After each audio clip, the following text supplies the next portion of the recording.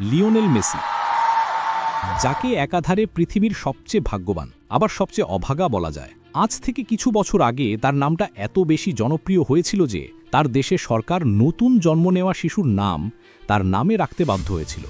অথচ এই একই মানুষটি দেশের জন্য সব কিছু জেতার পরেও সমালোচকদের মুখে মুখে তার একটাই পরিচয় থমকে যেত, আরে এর তো বিশ্বকাপ নেই। এই যে ভেতরে ভেতরে ক্ষতবিক্ষত এক চ্যাম্পিয়ন, তার ভেতরের না বলা যন্ত্রণাটা কি কেউ দেখত?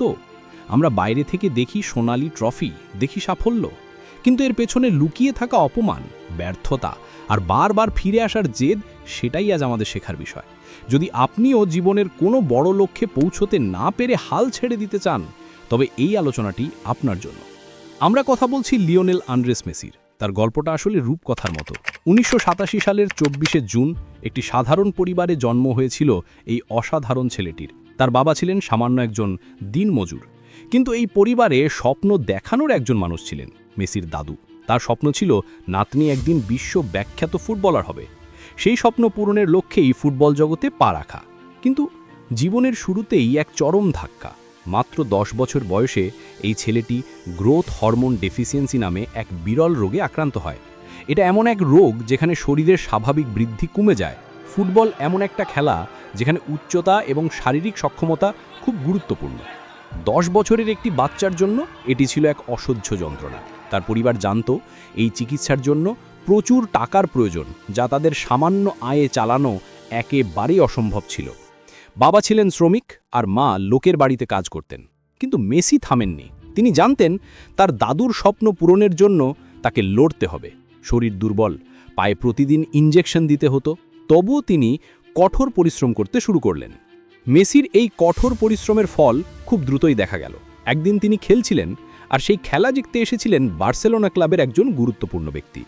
মেসির খেলা দেখে তিনি এতটাই মুগ্ধ হলেন যে সাথে সাথেই তার বাবা মায়ের কাছে চলে গেলেন।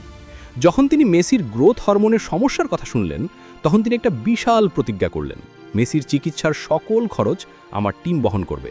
বিনিময়ে মেসিকে স্পেনে গিয়ে বার্সেলোনার যুব দলে খেলতে হবে। পরিবার আনন্দের সাথে রাজি হলো, কারণ তার চিকিৎসা করানো তাদের সামর্থ্যের বাইরে। এভাবেই ভাগ্যের এক কঠিন খেলার মাধ্যমে মেসি পাড়ি জমান স্পেনে।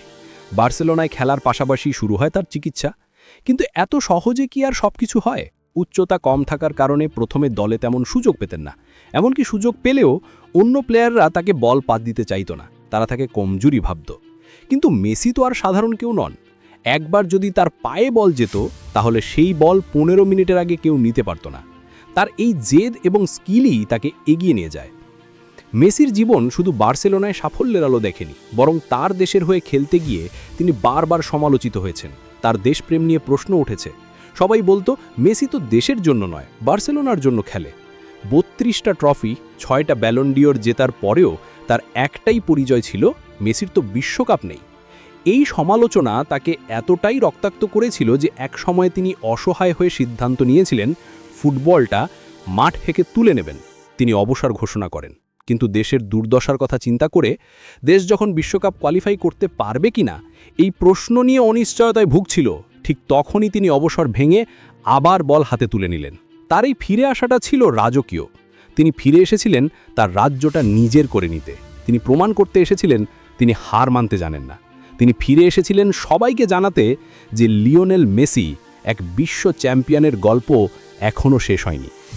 যে ফাইনালে তিনি বারবার হেরেছেন, যে ট্রফির জন্য তিনি চোখের জল ফেলেছেন, সেই ব্যর্থতার বোঝা সরিয়ে ফেলে তিনি বারবার ঘুরে দাঁড়িয়েছেন। তার জীবনের এই দিকটি আমাদের শেখায় কিভাবে প্রতিপক্ষের চোখে চোখ রেখে লড়াই করতে হয়। তিনি আমাদের শিখিয়েছেন কিভাবে ফিরে আসতে হয়, কিভাবে অর্জন করতে হয়, আর যারা বলেছিল তিনি অস্তমিত হয়েছেন, তাদের জবাবটা কিভাবে দিতে হয়। মেসির এই অদম্য জেদ আমাদের জীবনের প্রতিটি ক্ষেত্রে অনুপ্রেরণা দেয়। ক্লাসের রেজাল্ট খারাপ হলে, চাকরি না পেলে, প্রিয়জনের মৃত্যু বা হতাশা, এই সব কিছুই তো আমাদের জীবনের এক একটা পরাজয়। কিন্তু এই পরাজয়গুলোই আমাদের সাফল্যের খুঁটি। কে বিশ্বাস করবে যে মানুষটি গ্রোথ হরমোন ডেফিসিয়েন্সিতে ভুগতেন তিনি ফাইনালের ১২০ মিনিটেরও বেশি সময় ধরে মাঠে দাবড়ে বেড়াবেন? কেই বা বিশ্বাস করবে মাথা নিচু করে রিটায়ারমেন্ট নিতে বাধ্য হওয়া সেই মানুষটি ফিরে এসে কোপা আমেরিকা এবং বিশ্বকাপ জিতবে? এই গল্প আমাদের শেখায় নেভার গিভ আপ। জীবনের সেরা মোটিভেশন হলো সেই জেদ যা আপনাকে বারবার উঠে দাঁড়াতে সাহায্য করে। সৃষ্টিকর্তাও যখন দেখলেন একটা মাত্র বিশ্বকাপ না পাওয়ার জন্য তার হাতে তৈরি করা রত্ন জ্বলে পুড়ে কয়লা হয়ে যাচ্ছে, ঠিক তখনই তিনি চোখ মেলে চেলেন এবং বললেন, ওই একটা বিশ্বকাপ যদি শেষটা সুন্দর হয় তাহলে বরং বিশ্বকাপটা মেসিরই হোক। ভবিষ্যতের পৃথিবীতে কে বিশ্বাস করবে যে এই পৃথিবীতে এমন একজন মানুষ ছিলেন যার জন্মই হয়েছিল রূপকথা তৈরি করার জন্য? হ্যাঁ, মেসি রচনা করে গেছেন এমন এক রূপকথা যেটি তোমার আমার সকলের জীবন নিয়ে করা ভাবনাগুলোই বদলে দেওয়ার ক্ষমতা রাখে। জীবনটা এখনও ফুরোয়নি, নিজেকে পরাজিত বলে হাল ছেড়ে দেওয়ার সময় এখনও আসেনি। মনে রাখবেন, হার মেনে নেওয়াটা সবচেয়ে সহজ কাজ, কিন্তু হারার পরেও দাঁতে দাঁত চেপে আবার লড়াই শুরু করাটাই হলো আসল চ্যাম্পিয়নের পরিচয়। আমরা এই দীর্ঘ আলোচনাটির শেষ প্রান্তে চলে এসেছি। আমি বিশ্বাস করি আপনি আজ আপনার জীবনের জন্য কিছু মূল্যবান সিদ্ধান্ত নিয়েছেন।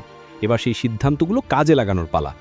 যদি আজকের আলোচনাটি আপনাকে সামান্যতম অনুপ্রেরণা বা দিক নির্দেশনা দিয়ে থাকে, তাহলে দয়া করে ভিডিওটিতে একটা লাইক দিন।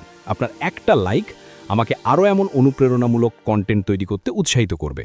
আর জীবনের এই আলো ঝলমলে পথে সবসময় সঠিক গাইডেন্স পেতে আমাদের ফেসবুক পেজ এবং আমাদের channel path to light subscribe করে আমাদের পরিবারের সদস্য হয়ে যান। দেখা হবে পরের ভিডিওতে নতুন কোনো অনুপ্রেরণার সাথে। ধন্যবাদ।